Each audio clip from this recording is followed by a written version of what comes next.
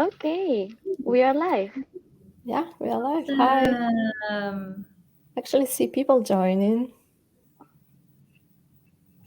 Hello, everyone. We are going to wait a couple of minutes, if you agree with me, just to let people join the session. In the meantime, well, I'm Andrea. Please let us know where are you based and which company are you working on right now.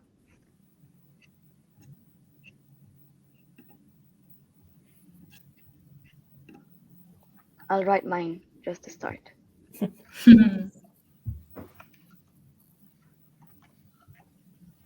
I feel we are gonna have a cozy little group of people.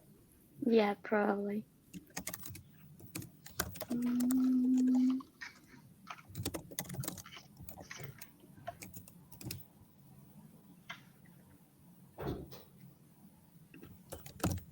Where are you based, Andrea? I'm in Paris. Oh, beautiful. Very So nice. if you ever want to visit Reveal's headquarters, please let me know and you will be welcome here. I might take Also, you up on this.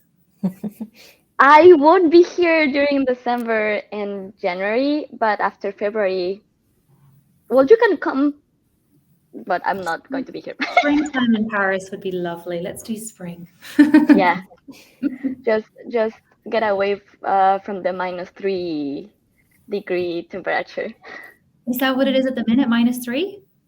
I think on Friday will be -3. Oh my god. Yeah, I'm scared. Well, so I think, are you ready to start, ladies? Yeah, we can start with the introductions, and Perfect. I think by the time we finish with the intros, more people might join. Yeah, probably. Let's So let's I'll get be started. sharing my So, screen. good morning, good afternoon, everybody. I don't know what are you having, if coffee or wine. But thank you for tuning in. Uh, please share your questions in the comments. I'm Andrea Vallejo. I'm part of the content team at Reveal, and I couldn't be more excited to get this train rolling because in this Nearbound at Work session, we are having two incredible women who are going to share their secrets on how to take partnerships from 0 to 1 by leveraging Nearbound data. So, introducing Halyna Divakova, Partner Marketing Manager at TravelPerk. Halyna is a senior data-driven marketing specialist with over 11 years of experience in digital marketing and over 9 years of experience in B2B demand generation. And Clare Mackey, Partner Manager Europe at TravelPerk. Clare is a Partner Manager specialist with over 10 years of experience, and she has worked as Head of Partnerships at Appointed and City Manager at Deliveroo. Let me share just their LinkedIn's in case you want to have like an after chat with them, follow-up questions, or I don't know, just connect with them. They are amazing. Well, Halyna, Claire, thanks for joining us and sharing us the steps you need to take to make partnerships a success. So, ladies, the stage is all yours. So I started the slide sharing. Can you see my slides? Yes. Okay, perfect. So thank you so much for the introduction. Thank you, Andrea. So I think you've already introduced both of us, which is great. Halyna and I both work really closely together at TravelPerk. I've been with TravelPerk for about a year and a half, as I think you mentioned, as strategic partner manager, and working with a number of key partners at TravelPerk. So hopefully we're able to kind of share some of our learnings and our knowledge with everyone on the call today. Yeah. I've also been introduced already, even better than I planned to introduce myself. I'm Halyna. I work as a partner marketing manager at TravelPerk. I joined the company almost more than 1 year ago. I'm the only partner marketing manager on the team, based in our London office, while Clare is based in Barcelona office. I work with all of our partners on making sure that we align on our marketing strategies and that we drive new pipeline for partner marketing activities. Our partnerships team is part of the sales team, and let me just guide you through what we're going to talk about today. And we started with introductions. We'll also briefly mention what TravelPerk does, and just to give you more context about what we do, and then we'll take you through a few different parts of this presentation where we talk about how we use Nearbound data to make sure partnerships grow, and in general, what is our playbook for approaching new partnerships, and starting from zero and building a completely new partnership from scratch. In the end, we'll have a playbook to share, and in general, this presentation, as we already know, will be shared. So you can have access to all the information that we have here. Moving on. So what is TravelPerk, and why we are able to do this presentation is actually because partnerships is something of a very strategic importance for TravelPerk. We are part of our revenue team. TravelPerk launched partnerships 4 years ago. Now it's one of the channels that drives us revenue, and through integrations that we build with our partners, our product gets better and more valuable to our customers. So what is our product? TravelPerk is a corporate travel management solution. We evolved from a small startup to a fast-growing SaaS disruptor in business travel. We are valued at more than $1 billion. In the last couple of years, we doubled our customer base. We acquired 4 companies. We launched new products like GreenPerk, which is a carbon emissions offset solution, and FlexiPerk, which is basically something that if you have it on your account enabled, you are able to cancel any trip for any reason and get most of the money back. So we make business travel more sustainable and more flexible for different businesses. And business travelers book trips on our platform, and companies have control over their budgets and expenses. We work with many different companies that you know, like Wise or Revolut, Monzo, Farfetch, US Rugby Association. So the names are very different. I think we should mention where we have our offices.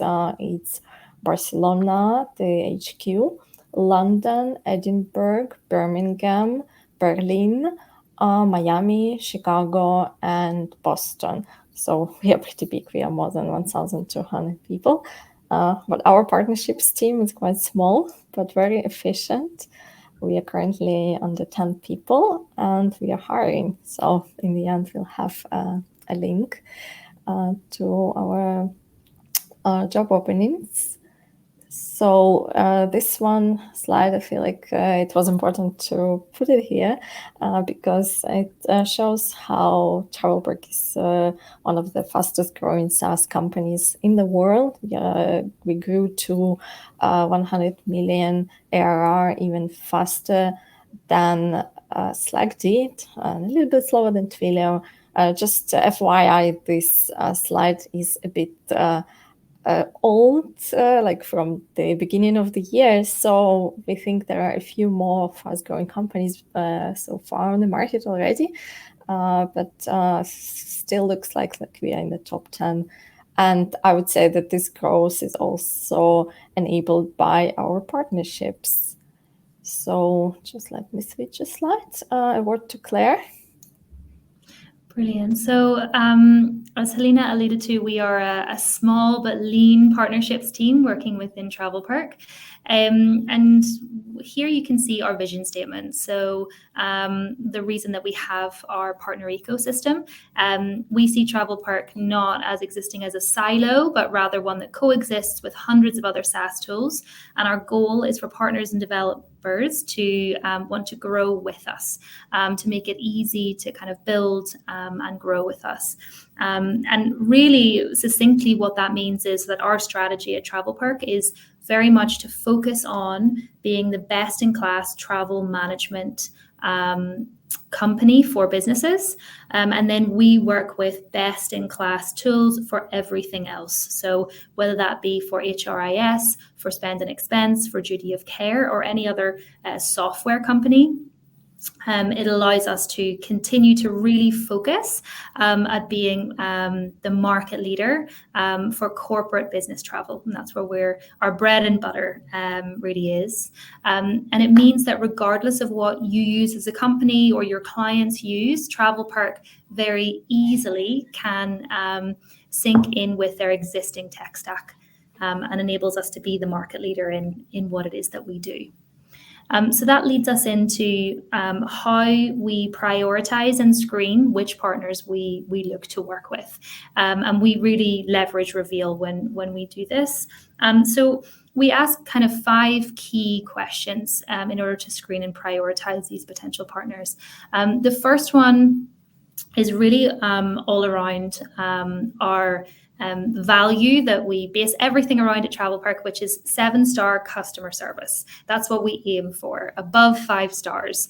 And so within the partnership team, what that means for us is how can a potential partnership or integration extend our offering, bring something new to our clients, fill a technology gap, for example, or a feature that we're not currently meeting their needs, or over exceeding the needs that they have. And so we start there to understand what is the value we can bring to the client base through this partnership.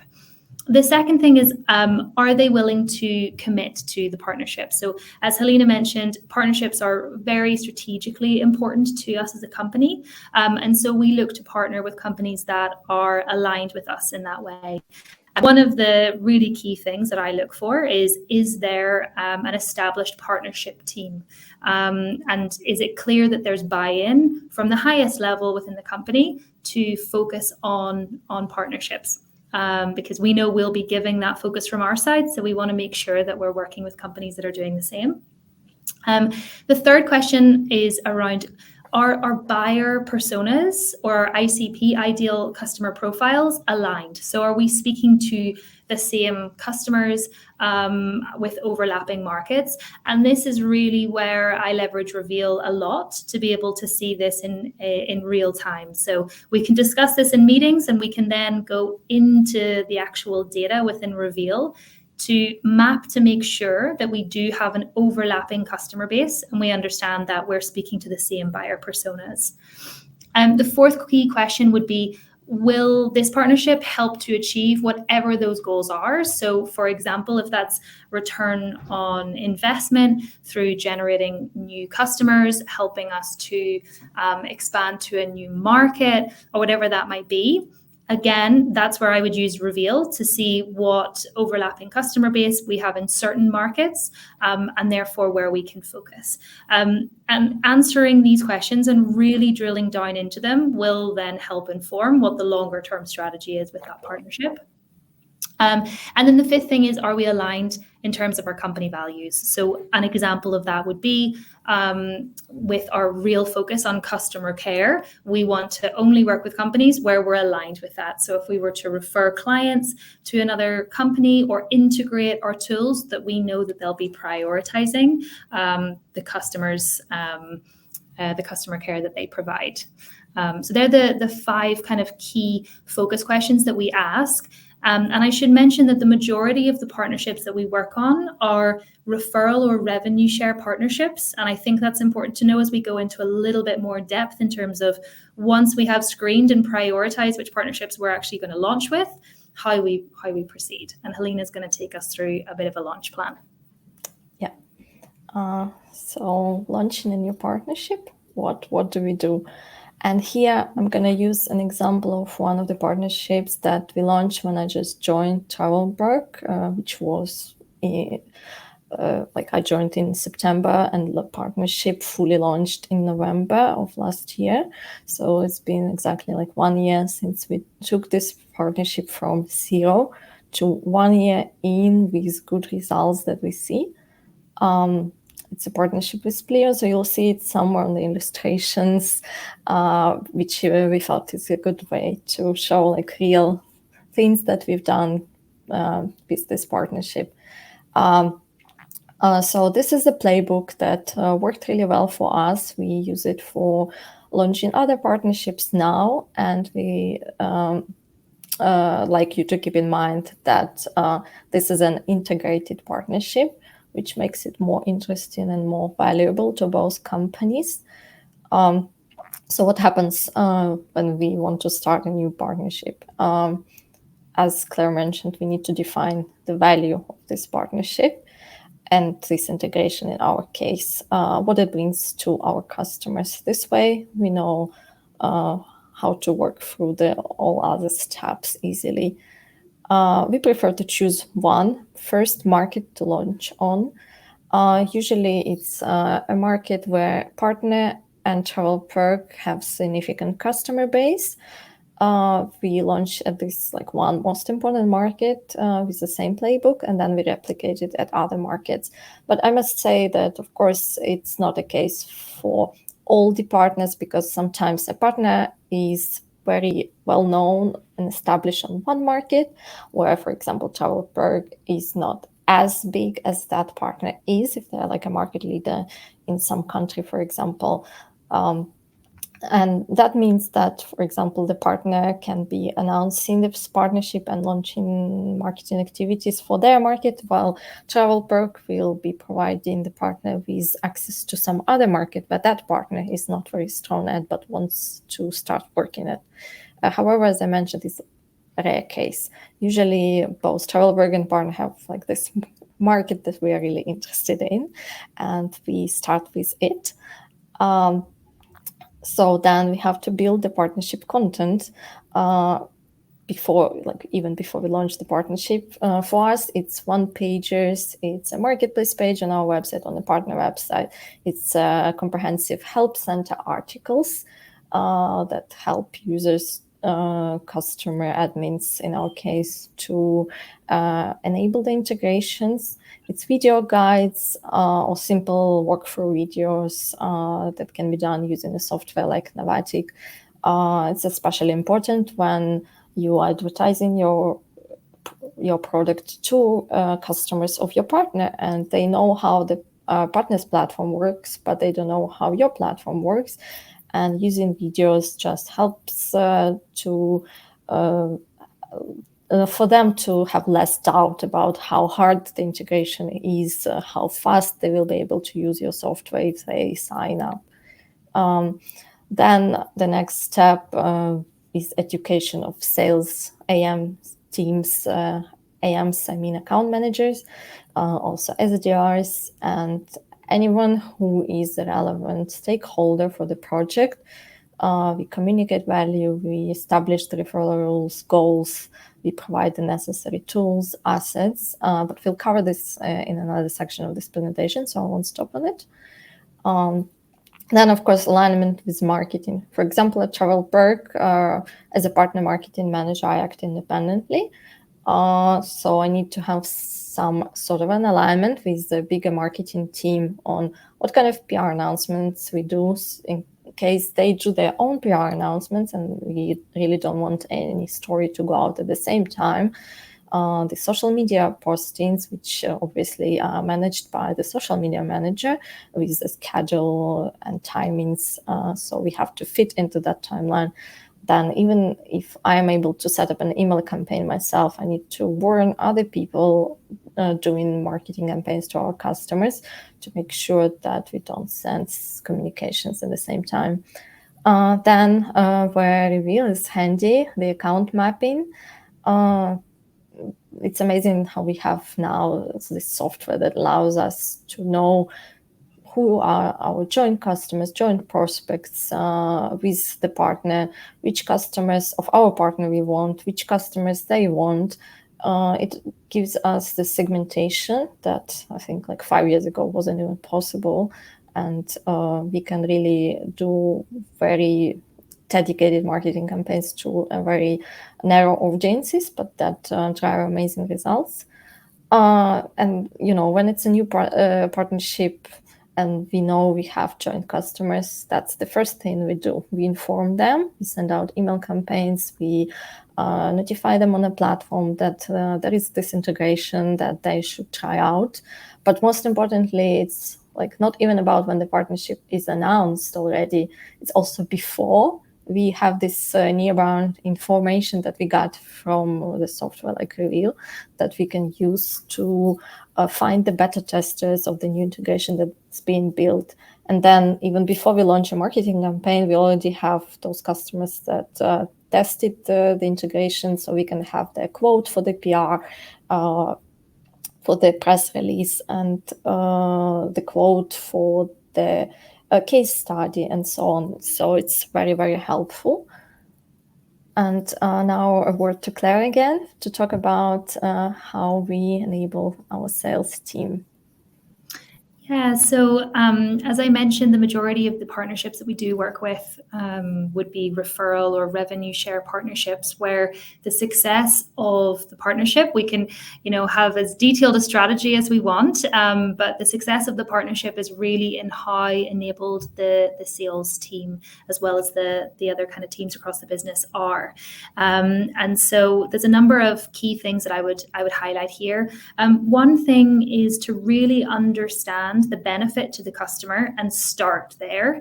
And you can then work back, because what you want to do is really arm all customer facing teams with a really crystal clear understanding of exactly what that benefit is. So I would work, for example, with Halyna and the marketing team to really clearly articulate exactly and succinctly what that messaging is that we want to be kind of across the board through all of our customer facing materials, conversations that our sales team are having with our customers, and also internal training information and that kind of thing. So we really want to arm our customer facing teams with as much information that we can, and as succinctly and clearly as possible. We've seen through, what tends to resonate really well, but it's also supported by the research, is that video material or interactive demos are what tends to work really, really well for this. And I'd say the next thing that I would do is really map the motivations of each group. And that's going to really determine your training plan and the incentives that you're going to put in place. It's really understanding what are the motivations for each internal group that's responsible for making the partnership a success. So some examples you can see on the slide here might be the AM teams, or in some companies that might be CS or CRM teams, depending who has that relationship with existing customers. Maybe they have a KPI around preventing churn. Maybe the BDRs will be enabled through this partnership by building pipeline, or the sales executives might be assisted by helping them to sign more deals. And so really understanding what the motivation of each of these groups is helps us to structure that training plan and how it's communicated, but also how we incentivize them. Communication is queen. Something that I have learned is sometimes as a partner manager, the best thing to do is to get out of the way of sales teams. So to really be the facilitator of that channel of communication, and to provide partner sales teams with rules of engagement for how to work together. And then that's really when you will see increased communication and collaboration, and they'll take that and you run with it. So I would say Slack is something that we use a lot. So joint Slack channels with our partners is a really great way of opening up those communication channels. And then finally, gamifying it. So this is going to depend a lot on, as I mentioned, the motivations for the different teams. But sales teams, for example, tend to be pretty competitive. So I would tailor competitions and incentives to really understand what's going to incentivize your partner sales teams to really get involved, especially if it's a referral partnership, and especially at the beginning when you're looking to really kick things off and launch them. And I would say whatever competition you're looking at doing, something that's great to aim towards is to have this built into the team's existing day-to-day. So for example, if you can build the competition placing who's coming first, for example, into your partner sales team's dashboards, the existing sales dashboards that they're already using, then that's a really great top tip to embed it into their usual processes. So if you want to click to the next slide, Halyna, and then I would add to this, there's kind of 4 key indicators that I would kind of look at trying to incorporate into your sales enablement sessions. One of them is to have things in real life, or IRL, whenever possible. It's something at TravelPerk, being a travel management company, it's something that we look to kind of live by. And if any of you have partners that you don't live in the same country or part of the country as, then you've got a travel management tool in us that you can use to travel to see them. But in general, that's where we really see the magic happening between sales teams, is the informal time that they spend together. And that's when the collaboration really starts to click. So having, for example, social events, offsites, but also being able to sit side by side with the data that we empower them from Reveal helps them to build joint pipelines, share knowledge, and close deals, for example. Underpinning everything with data. So structure your enablement around the goal that you have. So for example, if in the first month your goal is to enable as many integrations in joint customers as possible, create as much feedback and iterate on the integration, and then generate customer testimonials, then we would use Reveal to be able to map the joint customers that we have and then engage the relevant account management teams, for example, in that work. So we use Reveal to really kind of underpin exactly how we manage that rollout plan. The third is that we would look to align all of our teams in the enablement. So I've focused there on sales because that's really actioning and executing on the day-to-day of the partnership, if it is a referral partnership, for example. But we really look to align product teams, marketing, and also customer care when possible. And then fourth would be communicating the goals to everyone that's involved. So making sure that everyone in the partnership feels that they can contribute to the success. They know what the targets are of the partnership, and they know how they can contribute to making it work. And that way, everyone can celebrate in the success together. Yeah, and all the pictures that we're using here in this slide and the previous slide are actual enablement sessions held by our team members. It doesn't hurt to bring pizza. That's another thing I would say. Bringing food and drinks definitely doesn't hurt. Yeah, and continuing, partner marketing checklist. So I had privilege, and it was basically what I did when I just joined TravelPerk, starting this new partner relationship with Pleo and doing partner marketing and testing how different things work. So here I wanted to list the partner marketing activities, which are basically the same marketing demand generation activities that your marketing team does. Only we as partner marketing managers are way more privileged and get some jealousy sometimes from the marketing team, because when we work with partners that are as awesome as ourselves, we get much better results than when you do marketing on your own for your own brand. So same as always, you do PR, and actually working with a partner, like for example, a partner like Pleo, you can have so much data that you can use for doing PR. That's something that journalists love. And yeah, us operating in the travel tech space also helps us to have so much data that can be used for building all sorts of reports. Then again, social media, building awareness around partnership helps your brand and partner's brand. Platform notifications. Not every partner that we have can do that, but when they do, it shows us amazing value, and they can directly communicate about the partnership and integration to someone who is using their platform at the same moment. It's much better than sending an email that will be open at the time that the person probably is not using the platform, so doesn't want to go and check like the integration description and so on. But still, email campaigns are a great driver for new SQLs for us at TravelPerk. Usually it's like a product emails where we talk about the integrations with our partners and our partners talk about the integrations with us. Case studies, obviously you need them if you want to sell better. Then you can do gated content with your partners, build SEO content and backlinks. And we actually had cases when just one backlink placed by the partner in their content has been driving us a really great amount of leads that were also converting with a really great conversion rate. And two very important things are events. In real life, events are much better when done with partners than on your own.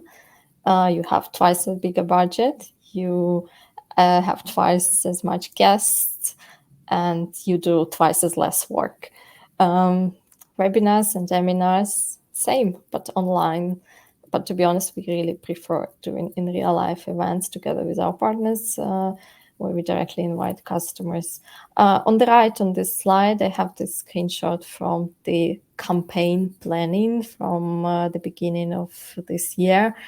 I feel like probably we shouldn't be utilizing only spreadsheets. We should move on to using some software together with our partners for marketing planning. That's tip, my like tick for the next year.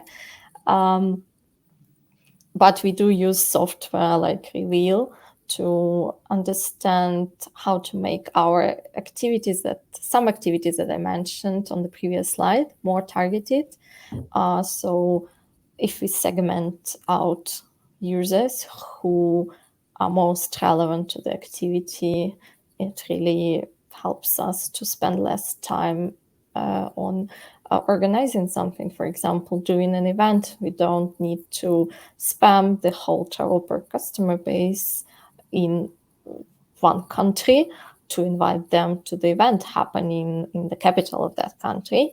We just use the data that we have. Who is our joint customer who can come and be talking about how much they like us? Who is our prospect and the customer of our partner? And we can give like a list of 20 companies to a partner and ask them to invite them. Same will do the partner. They'll give us a list and will ask us to invite those people. Same when we want to do a case study and we can see who are our new joint customers. Maybe we could ask them to start using the integration, for example, and see what their feedback is. Well, and so on and so forth. I really don't want to stop too much on it now. So we also want to talk about how to make the partnership last a long time. And we had some successes, as we mentioned before, from like taking a completely new partnership and taking it into like established partnership with the involvement of many strategic leaders in the company and so on. So a word to Claire. Yeah, absolutely. So I would kind of highlight 4 key factors here. One of which is strategic alignment, which, you know, seems it's much easier to say than it is to do. I'm sure, and everyone that's listening that's from, you know, partnerships, it really relies on product and commercial alignment from the highest level. So from C-level across all of the teams. And the truth of that is that it's one of the things that we say a lot at TravelPerk, which is focus means saying no a lot of the time. So it's having frank and honest conversations with partners to really kind of drill down and understand if the companies are really well aligned to be strategic and long-term moving forward, and that we understand what the joint offering is moving forward. But with that, we can go much deeper so long as that is the case in terms of the technical offering, if it's a technical partnership, of course, go deeper in terms of the integration that we have together and the commercial offering that we bring to the market. The second is in terms of collaboration, which is so key. So particularly in, for example, referral partnerships that we've been kind of referring to in this case study, the relationship really is only as strong as the relationship that we have between those teams. So having a really strong collaboration between sales and marketing teams. Relationship building, so going much deeper in terms of our relationships, having, for example, joint offsites, presenting at one another's company kickoffs, potentially secondments to work from each other's companies or at least be based out of each other's offices. To really deepen those relationships, be a strategic advisor and a connector between these partnerships that we have. And then the fourth thing is with technology and automation, we look to underpin everything that we do with automation. So whether that be using Reveal, integrating with our CRMs, using integrations like Reveal and PartnerStack to really kind of make the partnership as cohesive and joined as possible for a longer term success. Thank you, Claire. And having multiple different partnerships and integrations in case of TravelPerk allows us to be a part of the software ecosystem, which means that our partners are often partners of our other partners, or when we source for new partners, we can also look whom they are already integrated with, and having this sort of an ecosystem of different software that works with each other very smoothly. It's a really great selling point for us and for our partners when it comes to acquiring new customers. It's we even see it when we look at the sales notes about the won opportunities that we have many deals closing because we were basically already in the ecosystem of the new customer. So, for example, if they used Pleo and Personio, it's much easier for them to adapt TravelPerk into their software ecosystem. And also for us, it means that we can do much more with marketing.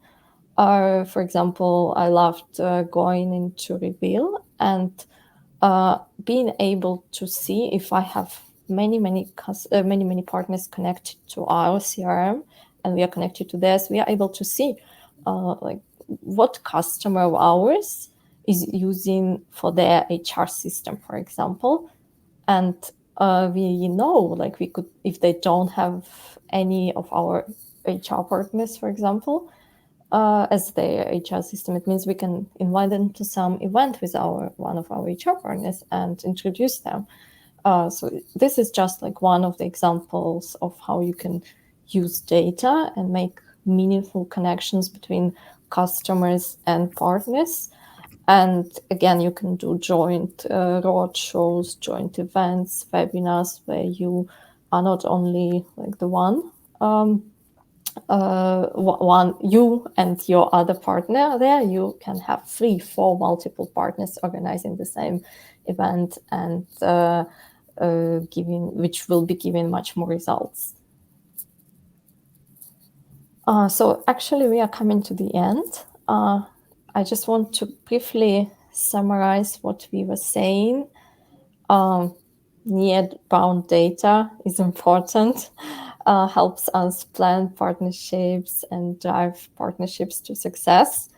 I strongly recommend everyone using the data to segment out audiences of customers or prospects and build more meaningful marketing campaigns towards them.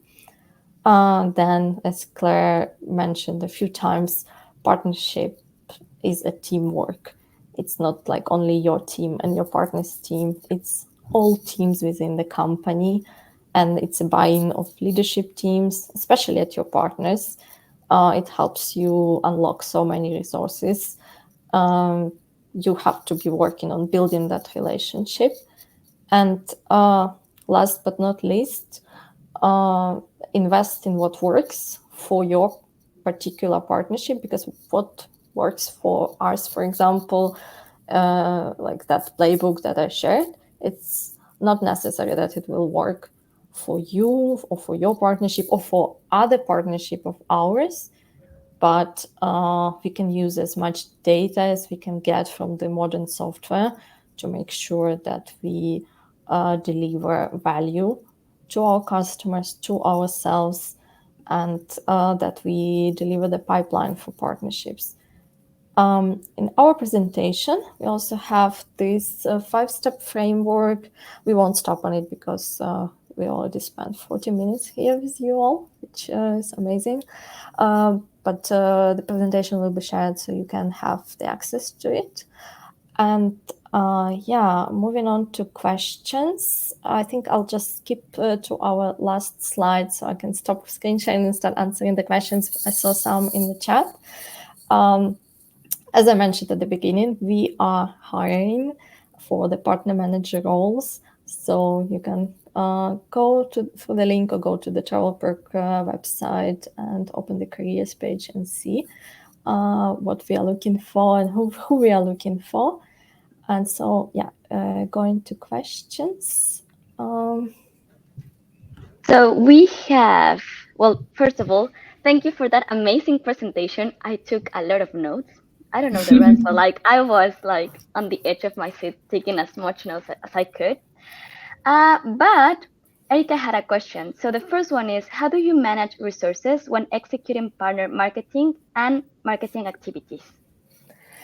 It's a very good question. It's prioritization.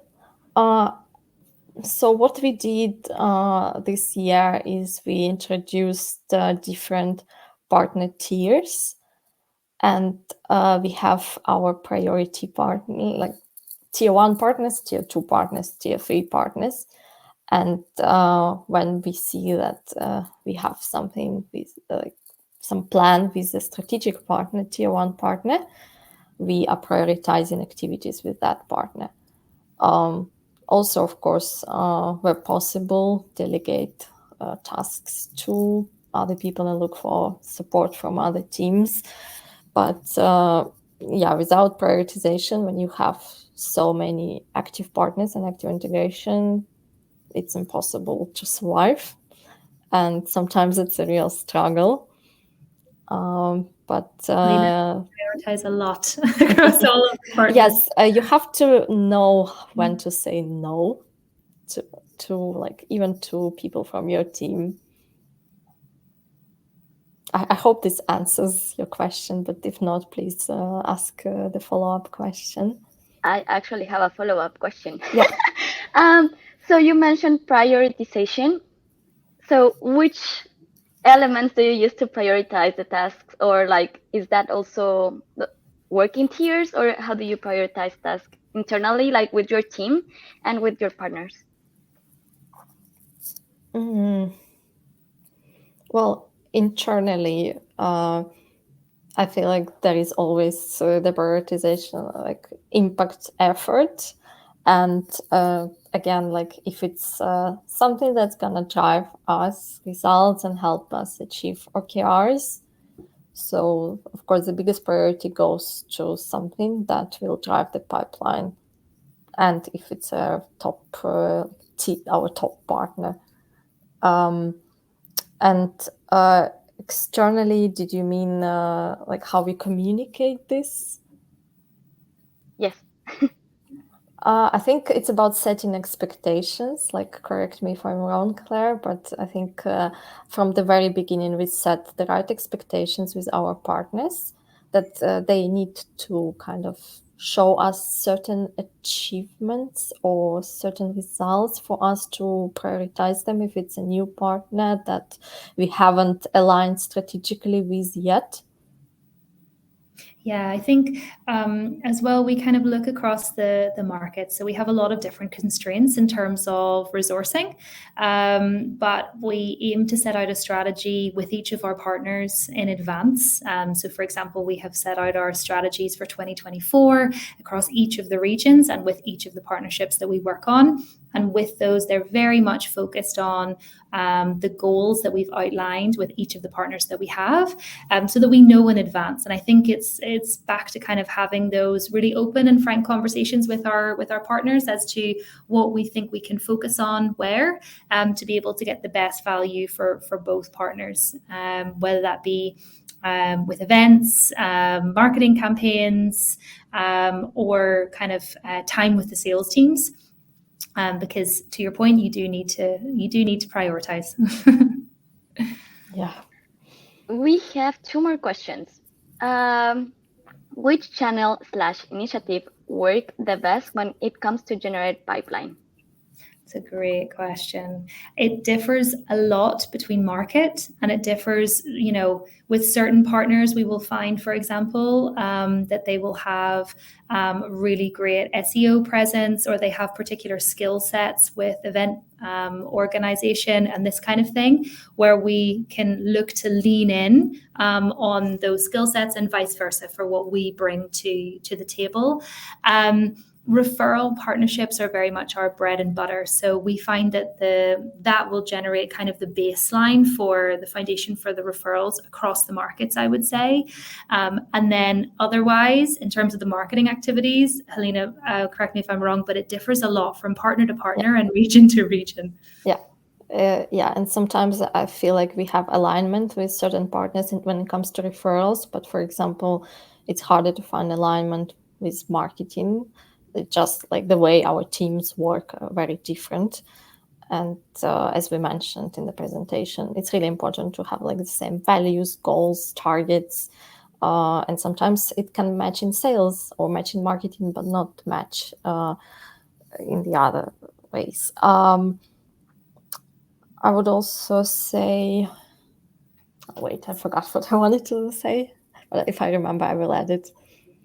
Okay, so our final question is from Jean-Claude. What type of partners do you manage? He added as example resellers, affiliates, channel. Yeah, it's a great question. We have kind of dabbled across different types of partner models. And the one that tends to work the best for us is referral partnerships. There's some variance in terms of looking at kind of working with kind of resellers and revenue share and that type of thing. And we are open and flexible to having conversations with different companies about different models that we could look at. But I would say the majority of the partnerships that we see work really well and is our main focus would be referral partnerships. Okay, I think that's it. Thank you, Halyna and Claire, and thank everybody who joined. Tomorrow you will receive a recap email, the access to the replay, and soon you will receive the slides. Well, till the next one, and thank you, everyone. Thank you. Thanks so Have a much. great night. Thanks, Andrea. Have a good evening, everyone. Bye. Bye. Bye.